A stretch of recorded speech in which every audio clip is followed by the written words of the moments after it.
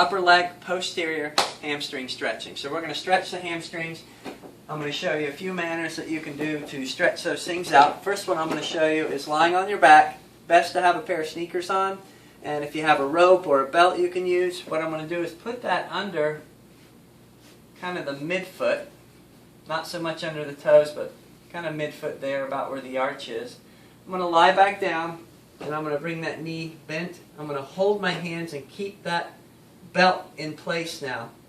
The other leg's just relaxing on the table. And what I'm going to try to do is, while I'm holding that belt, is I want to try to push that leg to a straight position. So I'm using my quad to do that, using a little bit of glute to do that. And where I feel a big stretch is in the back of that leg. I haven't even gotten to where my knee's completely straight yet, but the stretch is sufficient. So I'm going to hold that for a count of 30 seconds or 5 deep breaths. Okay? If you aren't getting much of a stretch there, we have a couple more coming up I'll show you. So, second way of going through and stretching the hamstrings is sit on a table or a couch or something that's firm enough so it supports your leg without sinking in. Notice my foot. My foot is hanging off the table. The heel's not on the table, it's hanging off, and the foot is relaxed. I'm going to sit up straight. I'm going to place my hands just above the knee to keep that leg from lifting up. So what I'm going to do is just slowly, while breathing out, bring my body forward. I'm actually pushing my chest, my belly, towards the thigh until I feel sufficient enough stretch back in that hamstring, which I'm already feeling. So I'm going to hold that position again for a count of 30 seconds or 5 slow, deep breaths. And remember, when you release that stretch, also release that stretch nice and slowly. I'll show you a third way to stretch your hamstrings. We'll go back to the right leg.